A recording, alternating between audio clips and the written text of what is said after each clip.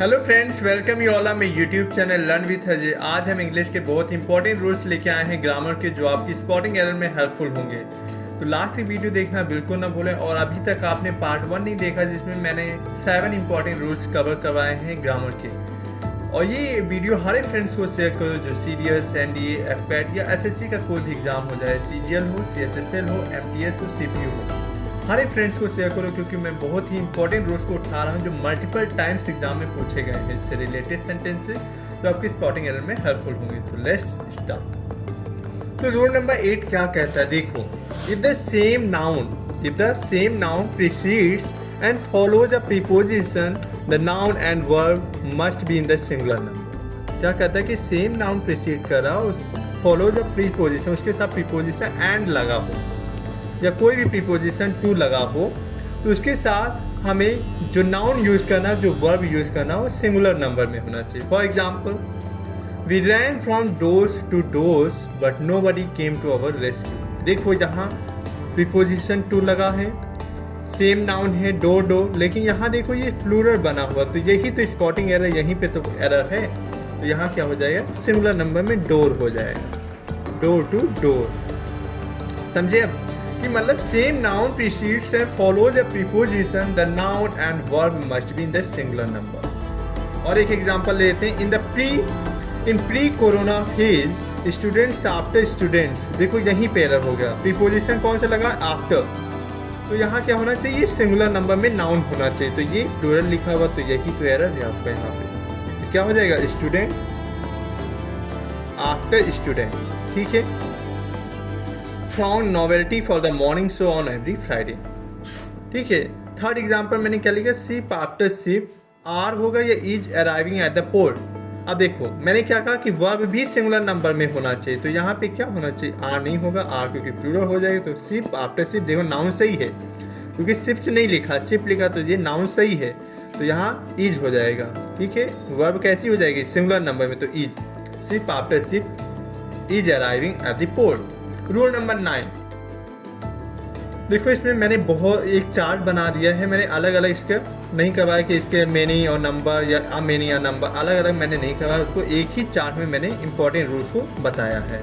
तो ये जो चार्ट है इसको याद कर लीजिए, क्योंकि बहुत इंपॉर्टेंट है। जैसे मेनी आए या नंबर आए, सब्जेक्ट यदि मेनी से स्टार्ट हो रहा है सेंटेंस या नंबर से, ठीक है, तो जो नाउन होगा वो प्लूरल नंबर में, मतलब बहुवचन होगा, और वर्ब भी आपकी प्लूरल होगी, मतलब बहुवचन में होगी। प्लूरल को क्या बोलते हैं, बहुवचन। हिंदी में प्लूरल को बहुवचन, सिंगुलर को एक वचन। ठीक है। आ मेनी आ जाए, आ नंबर आ जाए, इससे बहुत इंपॉर्टेंट क्वेश्चन पूछे जाते हैं आपके एसएससी में। आ मेनी आ जाए या आ नंबर आ जाए, ठीक है, तो इसके साथ प्लूरल लगाएंगे, नाउन भी और वर्ब भी प्लूरल होगी। लेकिन मेनी आ जाए, मेनी की बात आ जाए, यहाँ देखो आ मेनी था तो प्लूरल था, मेनी था वो भी प्लूरल था, लेकिन मेनी की बात आ जाए तो नाउन सिंगुलर होगा और वर्ब भी आपकी सिंगुलर होगी। ठीक है। नाउन भी आपकी सिंगुलर होगी और वर्ब भी आपकी सिंगुलर होगी। द मेनी आ जाए या द नंबर आ जाए, द मेनी आ जाए या द नंबर आ जाए, उसके साथ वर्ब आपकी सिंगुलर होगी लेकिन नाउन प्लूरल होगा। ये इंपॉर्टेंट रूल है। अभी तक हमने क्या देखा कि मेनी की बात आ जाए, तो आज से याद करना क्या, सिंगुलर और वर्ब आपकी सिंगुलर। लेकिन द मेनी आ जाए या द नंबर आ जाए तो वर्ब आपकी सिंगुलर होगी लेकिन नाउन प्लूरल होगा। मोर देन वन आ जाए तो वर्ब आपकी सिंगुलर और नाउन भी सिंगुलर रहेगा। मोर देन टू आ जाए, देखो टू आ गया तो मतलब ज़्यादा हो गया, तो आपका नाउन भी प्लूरल रहेगा, वर्ब भी आपकी प्लूरल रहेगी। मोर पर्सन्स देन वन आ जाएगा तो वर्ब आपकी भी प्लूरल और नाउन भी प्लूरल रहेगा। ये इंपॉर्टेंट रूल मैंने जो एक चार्ट में अलग अलग मैंने ना करवा करके एक ही चार्ट में मैंने इंपॉर्टेंट 7 जो रूल्स पूछे गए हैं उनको करवा दिया है। ठीक है। तो ये चार्ट आप भी अपनी कॉपी में या नोटबुक में बना लीजिए, क्योंकि इंपॉर्टेंट रूल्स मैं करवा रहा हूँ, इसलिए लास्ट तक वीडियो इसीलिए कह रहा हूँ, प्रमोट कर रहा हूँ कि प्लीज़ लास्ट तक वीडियो देखिए, क्योंकि मैं इंपॉर्टेंट रूल्स ही करवा रहा हूँ ग्रामर के, जहाँ से स्पॉटिंग एरर के क्वेश्चन पूछे जा रहे हैं। एक एग्जाम्पल ले लेते हैं, जैसे कुछ एग्जाम्पल्स के थ्रू हम इस रूल इन जो इंपॉर्टेंट रूल 7 जो मैंने करवाया, जो एक ही चार्ट में इसको पिरो दिया है, मतलब समझा दिया है, तो उसको हम समझेंगे। तो जैसे मेनी आ गर्ल या गर्ल्स, गो या होगा गोज होगा टू कॉलेज इन टाइम। अब आप बताएं कि मेनी आ गया, मेनी आ के बाद मैंने क्या बताया था, सिंगुलर नाउन सिंगुलर वर्ब होगी, तो यहाँ गर्ल होगा गर्ल्स होगा, तो मेनी आ गर्ल्स। क्योंकि सिंगुलर नाउन। देखो क्या मैंने बताया कि मेनी आ गर्ल होगा या गर्ल्स होगा, गर्ल होगा या गर्ल्स होगा, आप बताएं। आपने कहा गर्ल्स, लेकिन नाउन में जब भी आप एस लगा दोगे वो प्लूरल बन जाता है, तो गर्ल्स तो होना नहीं। मैंने ये बताया कि मेनी आ तो सिंगुलर नाउन होगा, तो मेनी आ गर्ल हो जाएगा। अब गो होगा गोज होगा, एस और यस वर्ब में जब लग जाता है वो सिंगुलर होता है, तो यहाँ गोज सही हो जाएगा। तो many a girl goes to college in time, कौन सा सही हो जाएगा? मेनी आ गर्ल, गर्ल्स नहीं होगा, ये प्लूरल है तो ये नहीं होगा, सिंगुलर होगा, क्योंकि मेनी आ के साथ सिंगुलर लगता है नाउन और सिंगुलर वर्ब लगता है। सेकेंड, आ गुड मेनी गर्ल या ऑब्लिक गर्ल्स गो होगा या गोज होगा टू कॉलेज इन टाइम। तो आ गुड मेनी, आ गुड मेनी, आ मेनी आ जाए तो क्या मैंने बताया? नाउन प्लूरल, वर्ब भी प्लूरल, तो क्या हो जाएगा? गर्ल्स होगा, यहाँ पे गर्ल्स होगा, यहाँ सिंगुलर नहीं होगी। अब गो होगा गोज होगा, गो होगा, क्योंकि आ गुड मेनी या आ मेनी आए तो उसके साथ प्लूरल नाउन प्लूरल वर्ब, तो क्या हो जाएगा? A good many girls go to college in time. ठीक है। थर्ड एग्जाम्पल क्या? The number. द नंबर से रिलेटेड मैंने क्या बताया था कि नाउन भी प्लूरल रहेगा लेकिन वर्ब सिंगुलर रहेगा। बच्चे यही मिस्टेक करते हैं कि द नंबर और द मेनी के साथ जो नाउन होगा, जो आपकी संज्ञा होगी वो बहुवचन में होगी, लेकिन जो आपकी क्रिया होगी मतलब वर्ब जो होगी वो सिंगुलर में होगी। ठीक है। देखो यहाँ पे मिस्टेक है, सिंगुलर की स्पेलिंग ही गलत है, थोड़ा सा इसको करेक्ट कर लीजिए। ठीक है। मैंने कहा the number of old leaders, तो नाउन क्या हो गया? प्लूरल हो गया। नाउन क्या हो गया? प्लूरल हो गया, ओल्ड लीडर्स, सही है।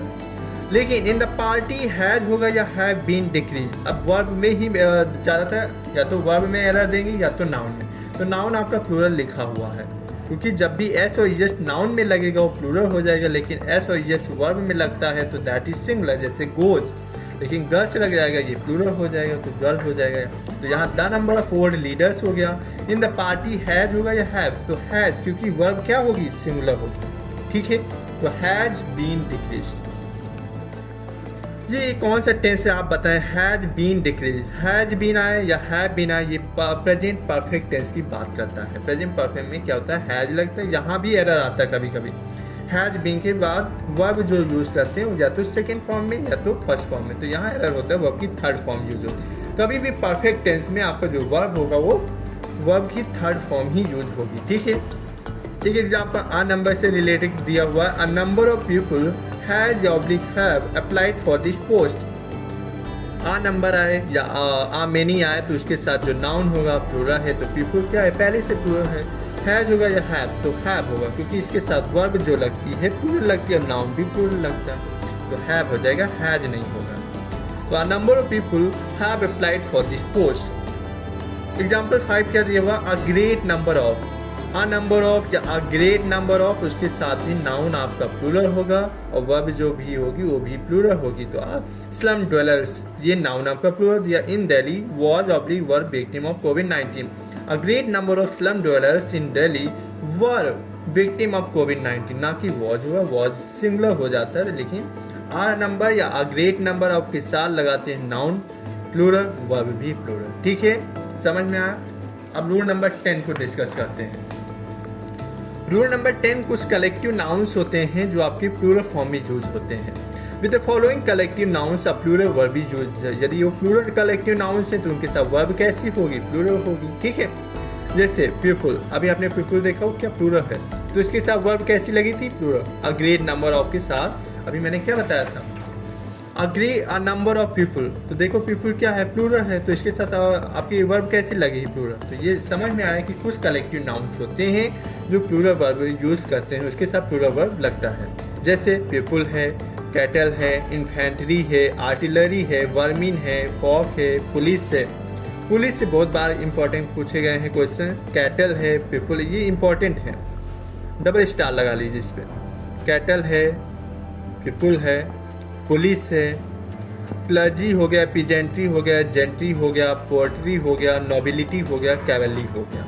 अब कुछ एग्जाम्पल लेते हैं तब आपको इजीली समझ में आएगा। जैसे क्या लिखा है? द कैटल ऑब्लिक कैटल्स, ये कलेक्टिव नाउन्स आपके प्लूरल फॉर्म में ही दिए हुए हैं, ये प्लूरल ही होते हैं, तो इनका एस और एस नहीं लगाएंगे, तो द कैटल ही सही है, कैटल्स कोई एरर हो जाएगा। तो the cattle is oblique are, अभी मैंने क्या कहा, कुछ कलेक्टिव नाउन प्लूरल फॉर्म में लिखे जाते हैं तो उनके साथ वर्ब कैसी लगेगी, प्लूरल ही लगेगी, बहुवचन में ही क्रिया यूज होगी ना। इसलिए हिंदी में भी बता रहा हूँ जिससे आपको ईजिली में समझ में आए। तो the cattle is oblique are, तो क्या होगा, आर होगा, ना कि is. Are grazing in the meadow but their owner is sleeping. Okay, I hate the people who is oblique are, who is oblique are selfish by nature. अब देखो यहाँ पे कुछ क्वेश्चन वर्ड होते हैं, जैसे हु है, दैट है, हु है, हुज है, हुम है। तो जब क्वेश्चन वर्ड बीच में आते हैं तो उनके अकॉर्डिंग जो पहले दिया हुआ एंटीसीडेंट के अकॉर्डिंग वर्ब यूज होती है। उसके एंटीसीडेंट क्या, पीपल। अभी पीपल को मैंने क्या बताया, ये आपका प्लूरल फॉर्म में, तो इसके साथ वर्ब जो होगी आर होगी। तो एक रूल और आपने सीख लिया कि हु आए या दैट आए या हुम आए, कोई भी क्वेश्चन वर्ड आए या दैट आए, ठीक है, उसके साथ जो वर्ब यूज होती है वो एंटीसीडेंट के अकॉर्डिंग होती है। यदि एंटीसीडेंट इसका सिंगुलर होता तो वर्ब आपकी सिंगुलर होती। पीपल क्या है, प्लूरल है, क्योंकि कलेक्टिव नाउन ये कैसा है, प्लूरल फॉर्म में लिखा हुआ, तो इसके साथ वर्ब क्या होगी, आर लगेगी, plural form. The cavalry of Shivaji, बहादुरी होता है, कैवली मतलब बहादुरी। The cavalry of Shivaji was oblique was the main force behind he success. अब देखो कैवली को मैंने क्या बताया, अभी यहाँ पे क्या बताया था कि ये प्लूरल फॉर्म। तो ये एक और इम्पॉर्टेंट रूल हो गया कि जब भी ऑफ लगे, जब भी प्रीपोजिशन ऑफ है तो उसके जो पहले दिया हुआ उसके अकॉर्डिंग वर्ब लगेगी। तो कैवली क्या है, प्लूरल फॉर्म में लिखा, तो इसकी वर्ब क्या होगी, प्लूरल फॉर्म में, ठीक है। अब यहाँ द नंबर ऑफ या कुछ भी आता है तो ऑफ के अकॉर्डिंग जब भी आता है तो ये जो आपका फर्स्ट सब्जेक्ट है इसके अकॉर्डिंग वर्ब लगता है। इसलिए मैंने पार्ट 1 में करवाया है, यदि आपने नहीं देखा तो इसलिए पार्ट 1 देख लीजिए। उसमें भी मैंने 7 इंपॉर्टेंट रूल्स करवाए हैं जहाँ बच्चों को बहुत कंफ्यूजन होती है और जो बहुत ही इंपॉर्टेंट है, इसलिए पार्ट 1 देख लीजिए। रूल नंबर 11, ये समझ में आया कि मैंने क्या बताया, कुछ कलेक्टिव नाउन्स होते हैं जो प्लूरल वर्ब लेते हैं अपने साथ, जैसे पीपल हो गया, कैटल हो गया, पुलिस। ये 3 तो बहुत इंपॉर्टेंट, और लिस्ट आप अपनी कॉपी में लिख लीजिए, प्रैक्टिस कर लीजिए इससे रिलेटेड क्वेश्चन। रूल नंबर 11 क्या कहता है, with expression such it's time या it's high time, it's about time.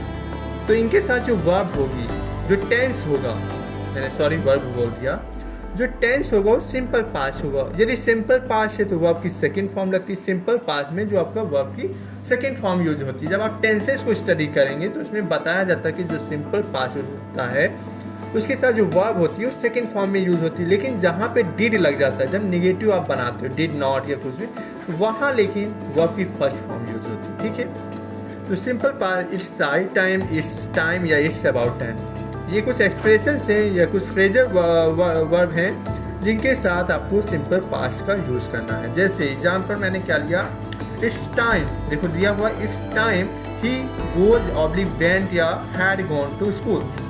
अब बताएं, ही गोज होगा या ही वेंट होगा या ही हैड गॉन होगा। तो मैंने क्या कहा, सिंपल पास्ट टेंस यूज होगा। तो सिंपल पास्ट में वी2 यूज किया जाता है, वर्ब की सेकेंड फॉर्म। तो गो की सेकेंड फॉर्म वेंट होती है, थर्ड फॉर्म गॉन होती है, गॉन। मैंने क्या कहा था कि थर्ड फॉर्म यूज होगी पास्ट परफेक्ट में या प्रेजेंट परफेक्ट में या फ्यूचर परफेक्ट में, आपकी वर्ब की थर्ड फॉर्म यूज होती है। लेकिन सिंपल पास्ट में वर्ब की सेकेंड फॉर्म ही यूज होती है। तो यहाँ क्या हो जाएगा, ही वेंट, ना हैड गॉन होगा ना ही गोज होगा, it's time he went to school, ठीक है। तो second example, it's time to do the work. जब भी टू लग जाए, ये टू जब लग जाता है तो वर्ब की फर्स्ट फॉर्म लेता है, ठीक है। ये इन्फिनिटिव केस होता है, इससे क्या बोलते हैं, इन्फिनिटिव केस। ये भी आपने सीख लिया इस रूल के थ्रू। आपने ये भी देखा कि जो इन्फिनिटिव होता है मतलब 2 + V1 लिखा जाता है। 2 + V1 जब भी 2 लगता है उसके बाद जो वर्ब यूज होगा वो सिंगुलर आपकी फर्स्ट फॉर्म में यूज होगा, ठीक है। ये भी आपका रूल पूछा जाता है बहुत बार।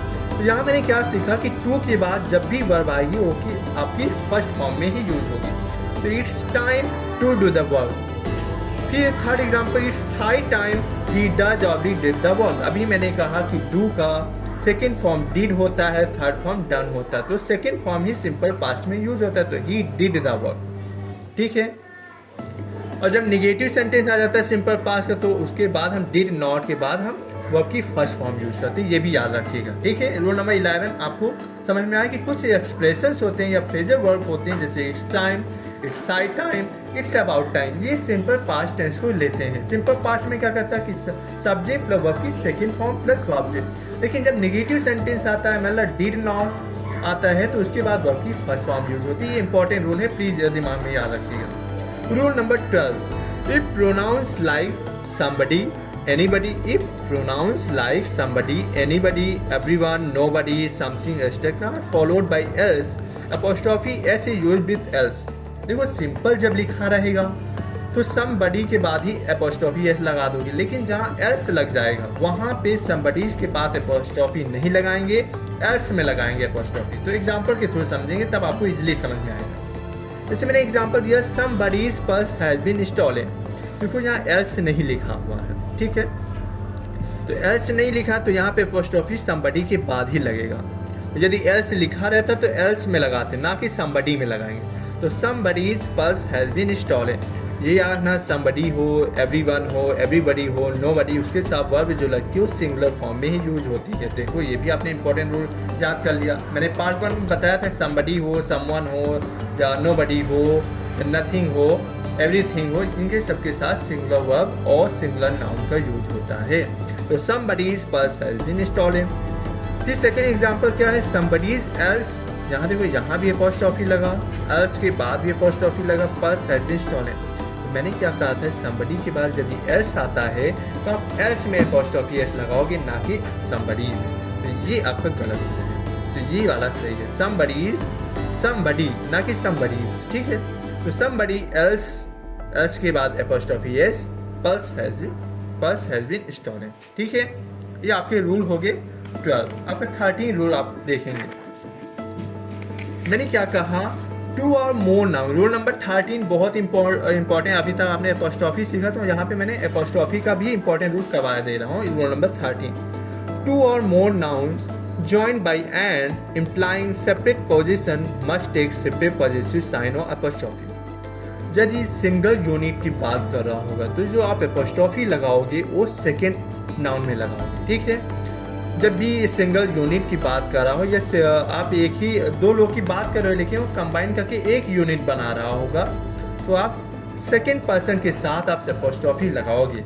तो ये रूल आपको एग्जाम्पल के थ्रू समझ में आएगा। जैसे मैंने लिखा इन नहीं लिखा, I went to Ram's and Sita's house and found the couple missing.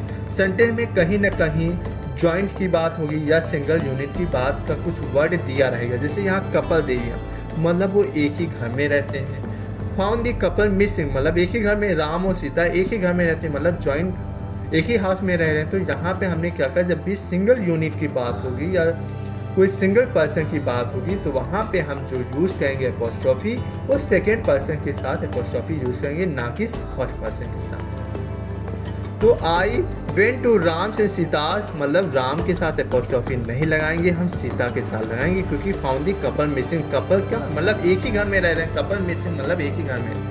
मालाज and Priya's account, यहाँ देखो दोनों का अकाउंट अलग है, तो हम दोनों के साथ एपोस्ट्रोफी लगाएंगे। और जब सिंगल यूनिट की बात कर रहा होगा, जब भी एक ही यूनिट की बात कर रहा होगा या एक पर्सन की बात कर रहा होगा, तो हम सेकेंड पर्सन के साथ एपोस्ट्रोफी लगाते हैं। लेकिन यहाँ देखो अकाउंट की बात हो रही है, मतलब माला का अकाउंट अलग है, प्रिया का अकाउंट अलग है, तो मालाज एंड प्रियाज अकाउंट मतलब दोनों के साथ एपोस्ट्रोफी लगाएंगे। ठीक है, थर्ड एग्जाम्पल मैंने क्या लिया, मालाज एंड प्रियाज जॉइंट अकाउंट। कहीं ना कहीं वर्ड दिया रहेगा जिससे आपको पता चल जाएगा कि आप सिंगल यूनिट की बात करें। जॉइंट मतलब दोनों का एक ही जॉइंट अकाउंट है, तो आप प्रिया के साथ एपोस्ट्रोफी लगाओगे, ना कि माला के साथ। तो यहाँ का ये कट जाएगा।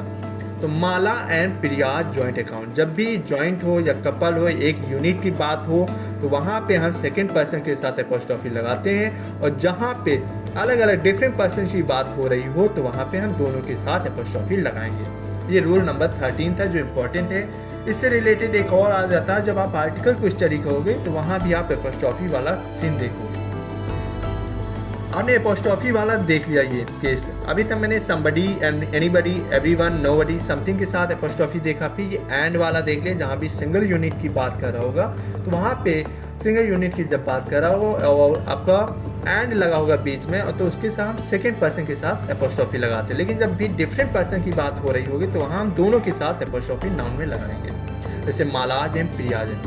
अब इससे रिलेटेड एक आर्टिकल आता है जहाँ पे एंड लगा होता है, लेकिन यदि एक सिंगल पर्सन की बात हो रहा होगा, ठीक है, सिंगल पर्सन या सिंगल थिंग की बात हो रही होगी तो वहाँ हम एक ही लोग के साथ आर्टिकल लगाएंगे स्टार्टिंग में। यदि डिफरेंट के साथ बात हो, डिफरेंट पर्सन की बात हो रही होगी या डिफरेंट थिंग्स की बात हो रही होगी तो हम दोनों के साथ आर्टिकल लगाएंगे दैट, ठीक है।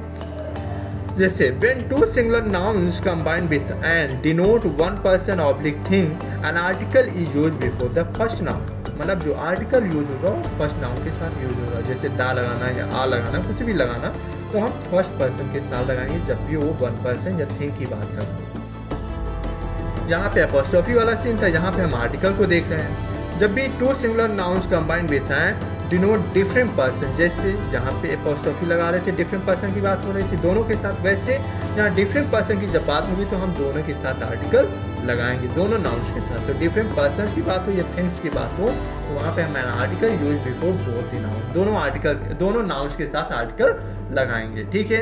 एग्जाम्पल लेते हैं, the prime minister and the finance minister attended the meeting in Kanpur. अब देखो प्राइम मिनिस्टर भी अलग है, फाइनेंस मिनिस्टर भी अलग है, और सेंटेंस में कहीं भी जॉइंट की बात नहीं हो रही या सिंगल यूनिट की बात नहीं हो रही, इसलिए हम दोनों के साथ आर्टिकल दा का यूज यहाँ किए हैं। दोनों नाउन के साथ देखो दा लगा हुआ है, और जहाँ एक ही पर्सन की बात हो रही थी, जैसे सेकेंड एग्जाम्पल दिया, the secretary and the treasurer have been arrested, तो यहाँ दा इसलिए नहीं लगाया, the secretary and the treasurer have been arrested नहीं लिखा क्योंकि सेक्रेटरी जो है वही ट्रेजरर है, इसलिए एक ही पर्सन की बात हो रही तो यहाँ पे दा स्टार्टिंग में लगाएंगे फर्स्ट नाउन के साथ, ठीक है। रूल नंबर 15 बहुत ही इंपॉर्टेंट है, बच्चों को बहुत कंफ्यूजन होती है कि सर कहाँ पे हम वेरी का यूज़ करेंगे, कहाँ पे मच का यूज़ करेंगे। तो आज आपको कंफ्यूजन ये दूर हो जाएगी। देखो वेरी का यूज़ हम कब करेंगे, it takes adjective of positive degree और इट टेक्स प्रेजेंट पार्टिसिपल।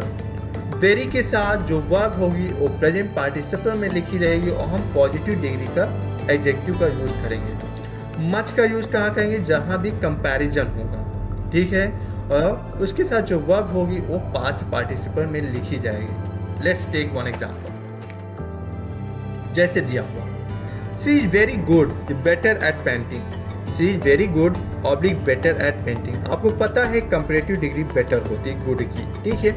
अब मैंने कहा जब भी आपकी जो वर्ब है और जो सेंटेंस से प्रेजेंट पार्टिसिपल में लिखा हुआ है तो आप वेरी का यूज़ करोगे, और एडजेक्टिव जो होगी वो पॉजिटिव डिग्री में होगा, तो बेटर नहीं होगा, गुड होगा, ठीक है।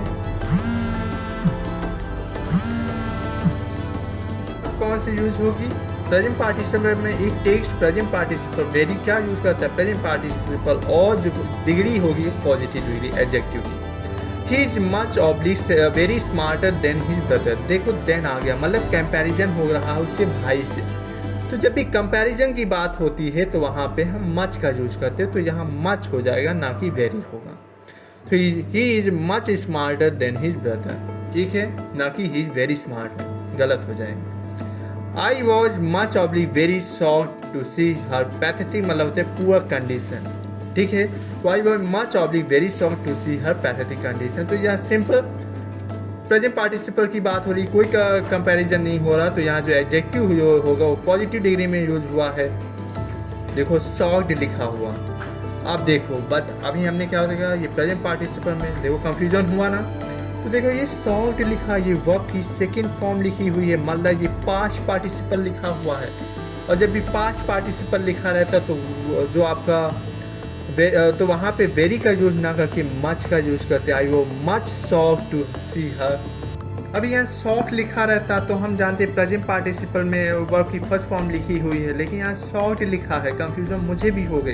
तो शॉक्ड लिखा इसलिए वर्ब की सेकंड फॉर्म है तो मच का यूज करते हैं पास्ट पार्टिसिपल के साथ। अब फिर से बता दे रहे हैं कि जहाँ भी वेरी का यूज़ कहाँ करेंगे, जहाँ पे प्रेजेंट पार्टिसिपल हो और एडजेक्टिव पॉजिटिव डिग्री में यूज हो तो वहाँ पे वेरी का यूज़ करते हैं, और जहाँ पे कंपैरिजन हो तो वहाँ पे मच का यूज़ करेंगे, और या तो सेकंड चीज़ कैसे करेंगे, पास्ट पार्टिसिपल। पास्ट पार्टिसिपल की वर्ब लिखी हुई होगी तो हम मच का यूज़ करेंगे, तो यहाँ शॉक्ड लिखा हुआ था तो मच का यूज़ होगा। I was much shocked to see her pathetic condition, pathetic मतलब poor condition. Rule number 16, too much oblique must too, इसमें भी कंफ्यूजन होती है, दोनों का मतलब काफ़ी होता है, कहाँ पे यूज़ करेंगे। पहले तो पार्ट्स ऑफ स्पीच पहचान लेते हैं, टू मच और मस्ट टू। टू मच एक एडजेक्टिव होता है और मस्ट टू एडवर्ब की तरह ट्रीट किया जाता है, ठीक है। जैसे टू मच कहाँ यूज़ करेंगे, it takes a noun with ही, एडजेक्टिव है मतलब इसके बाद वो नाउन यूज़ करेगा। मस्ट टू एडवर्ब है मतलब इसके बाद एडजेक्टिव यूज़ होगा, it takes an adjective with ही। बहुत इंपॉर्टेंट, इसलिए मैंने ब्लैक पेन से लिखा कि एडजेक्टिव होगा, मस्ट टू का यूज। नाउन दिया होगा उसके बाद, टू मच के बाद नाउन दिया होगा, मतलब वो जैसे टू मच है तो उसके बाद नाउन ही दिया रहेगा, और मस्ट टू है उसके बाद एडजेक्टिव दिया रहेगा। इससे हम जाने कि एडजेक्टिव है तो इसका पार्ट ऑफ स्पीच क्या हो गया, एडवर्ब। नाउन है तो मतलब वो एडजेक्टिव है, पार्ट ऑफ स्पीच। एग्जाम्पल लेते हैं तो आपको इजिली समझ में आएगा। The task given to him is too much oblique much too difficult. The task given to him is too much oblique much too difficult. अब देखो ये क्या है, डिफिकल्ट एडजेक्टिव है। डिफिकल्ट क्या है, एडजेक्टिव है।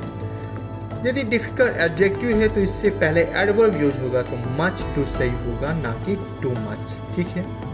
मैंने क्या कहा, डिफिकल्ट एडजेक्टिव है तो इसके साथ हम मस्ट टू का यूज करेंगे, ना कि टू मच। टू मच का यूज कब करते हैं, जब भी ये नाउन होता है, ये चीज नाउन दी होती तब हम टू मच का यूज करते हैं। सेकंड एग्जांपल देखते हैं, there was too much oblique much too snow on the road. Too much है या oblique much too snow on the road. Snow क्या है, नाउन है, तो यहाँ पे टू मच का यूज करेंगे। इससे हम जानेंगे यदि नाउन है तो यहाँ पे मस्ट टू, टू मच, और जब भी एडजेक्टिव है तो वहाँ पे मस्ट टू, ठीक है। The boys are too much oblique much too lazy to volunteer for extra work, ठीक है। अब the boys are too much oblique much too lazy to volunteer for extra work। lazy क्या है, adjective है, आलसीपन, आलसी क्या है, नेचर बता रहा है, तो lazy है तो मतलब यहाँ पे much too का यूज होगा, ठीक है। रूल नंबर से ये आपको समझ में आ गया, टू मच और मस्ट टू का यूज़ कहाँ करेंगे, जब भी एडजेक्टिव की बात होगी तो वहाँ पे मस्ट टू, जहाँ पे आपकी नाउन की बात होगी तो वहाँ पे टू मच, ठीक है। यहाँ पे जहाँ पे एडजेक्टिव वहाँ पे मस्ट टू, और जहाँ पे नाउन की बात वहाँ पे टू मच, ठीक है। ये रूल नंबर 17, जहाँ पे बच्चों को और ज़्यादा कंफ्यूजन होता है कि कहाँ पे से हम बिसाइड का यूज़ करें, जहाँ कहाँ पे बिसाइड्स, एक में एस लगा हुआ, एक मतलब ई के बाद सिंगल ई लिखा हुआ। तो बिसाइड मतलब होता है बाई द साइड ऑफ, मतलब उसके बगल में। जैसे मैंने बोला माँ घर उसके बगल में, या तुम उसके बगल में बैठे हुए, तो वहाँ पे बिसाइड का यूज़ करेंगे। और बिसाइड्स मतलब क्या होता है, इन एडिशन टू, उसके अतिरिक्त। जैसे एग्जांपल मैंने दिया, beside oblique besides English he speak French, मतलब इंग्लिश के अलावा भी वो फ्रेंच बोलता है, मतलब इन एडिशन टू, उसके अतिरिक्त, इंग्लिश के अलावा वो क्या बोलता है, फ्रेंच बोलता है। तो यहाँ पे बिसाइड्स का यूज होगा, ना कि बिसाइड, ठीक है। सेकेंड एग्जांपल क्या लिखा, there is a temple beside oblique besides my house. My house के बगल में टेम्पल है, मतलब बिसाइड ना कि बिसाइड्स, ये गलत हो जाएगा। यहाँ पे बिसाइड सही था, यहाँ पे बिसाइड सही है, ठीक है। ये आपके इंपॉर्टेंट रूल्स मैंने बताया, रूल नंबर 17। इसके बाद हम फिर एक पार्ट 3 लेके आएंगे, जिसमें जो आपके बचे हुए रूल्स हैं उनको कवर करवाऊंगा। आपकी 20 या 30 तक इंपॉर्टेंट रूल्स आपके पास इतने सफिशिएंट हैं जहाँ से क्वेश्चन पूछे जा रहे हैं। एक इंपॉर्टेंट रूल आता है कि आपका प्रीफर दिया रहेगा, जो जूनियर दिया रहेगा, सुपीरियर दिया रहेगा, इनके सबके साथ कभी भी हम दैन का यूज नहीं करते हैं, इनके साथ हम टू का यूज करते हैं, ठीक है। ये भी आपका एरर पूछा गया है, प्रीफर हो, जूनियर हो, सुपीरियर हो, कुछ ऐसे वर्ड्स होते हैं जिनके साथ हम टू का यूज़ करेंगे। वहाँ पे कंपैरिजन दैन, जहाँ भी कंपैरिजन होता है आपने देखा होगा दैन का यूज़ करते हैं, यहाँ पे दैन दिया रहता है सेंटेंस में, तो दैन का यूज़ ना करके वहाँ पे हम टू का यूज़ करेंगे। जैसे I prefer tea to coffee. Sentences सुनने में और लगता है, बहुत बच्चे क्या करते हैं, सेंटेंसेस जहाँ और लगा कहेंगे यहीं पे आपका एरर है, लेकिन ऐसा कुछ नहीं होता है। आपको कुछ रूल्स सीखना ही पड़ेगा, तभी जिससे आप क्या करो, आप 100% श्योर हैं कि हाँ यही एरर है, क्योंकि मैंने ये इंपॉर्टेंट रूल देखा था। तो जिससे आप पूरे श्योर रहोगे कि हाँ यहीं पे एरर है, और आप सही आप एग्ज़ाम में अच्छा परफॉर्म करके आओगे। और जहाँ पे आप सोचोगे लाओ रीड कर लें सेंटेंस, जहाँ पे और लग रहा तो वो आपका पार्ट एरर रहेगा। ऐसा कुछ नहीं होता। आपको रूल्स इंग्लिश ग्रामर में सीखना होगा। जो आपको इंग्लिश ग्रामर के रूल्स आप सीख लेंगे तो आप अपने कम्युनिकेशन को भी बहुत अच्छा स्ट्रॉन्ग कर लेंगे। जो मैंने डेली ओकैब्स लेके आ रहा हूँ उनको भी आप कम्युनिकेट कम्युनिकेशन डेली लाइफ में यूज़ करो, जिससे आपको और स्ट्रांग हो जाए, आपकी पावर जो है, आपकी वर्ड पावर बहुत ही स्ट्रांग हो जाएगी आप यदि डेली लाइफ में यूज़ करोगे। और एक आपको इम्पोर्टेंट चीज़ बताना चाहता हूँ कि जो आपके एसएससी का एग्ज़ाम जो पैटर्न क्या हो रहा है, रीडिंग पार्ट के क्वेश्चन थोड़ा सा टिपिकल बनाए जा रहे हैं, जैसे PQRS हो गया या रीडिंग कॉम्प्रीहेंशन हो गया। तो आप इसमें क्या करें, उसके लिए आप रीडिंग ज़्यादा करें, नॉवेल रीड करें, the Hindu editorial newspaper read करें। PQRS क्वेश्चन बहुत आपके सही हो जाएंगे यदि आप रीडिंग करना स्टार्ट कर दिए। अब रीडिंग पार्ट को भी स्ट्रॉन्ग करें, क्योंकि अब वीडियो में रीडिंग पार्ट को तो मैं करवा नहीं सकता, वो आपको खुद स्ट्रॉन्ग करना रहेगा। देखो ग्रामर रूल्स करवा दूंगा, वोकैब्स हो, सिनोनिम एंटोनिम करवा दूंगा, इडियम्स करवा दूंगा, स्पेलिंग एरर जो आपके पूछे जाते हैं उसको भी आप जब द हिंदू न्यूज़पेपर बहुत ही इंपॉर्टेंट न्यूज़पेपर, आप जब उसको रीड करोगे, उसमें इंपॉर्टेंट रूल क्या प्रीपोजिशन कहाँ पे यूज होगा, आप हर एक चीज़ सीखोगे उससे, ठीक है। नॉवेल रीड कर सकते हो, अच्छी अच्छी हैबिट्स को आप इंकलकेट करें अपने अंदर, इंकलकेट करें कुछ अच्छी हैबिट्स को, रीडिंग न्यूज़पेपर हो गया, रीडिंग नॉवेल हो गया। अब ये मत उठा रीडिंग मैंने बोल दिया तो कॉमिक को रीड करो, आप पॉजिटिव चीज़ें, अच्छी चीज़ें रीड करो जो आपके लिए हेल्पफुल हो एग्ज़ाम में, ठीक है। और यहीं पे मैं अपने वीडियो को समाप्त करता हूँ। अच्छा लगा हो तो लाइक शेयर करना बिल्कुल ना भूलें, और अदर फ्रेंड्स को भी शेयर करें। और यदि आप चैनल पे पहली बार आए हो जो क्लास देख रहे हो, तो चैनल को सब्सक्राइब कर लीजिए, बेल आइकन को प्रेस कर लीजिए, जिससे लेटेस्ट वीडियोज़ की नोटिफिकेशन आपको टाइम से मिल सके। Bye bye friends, thank you.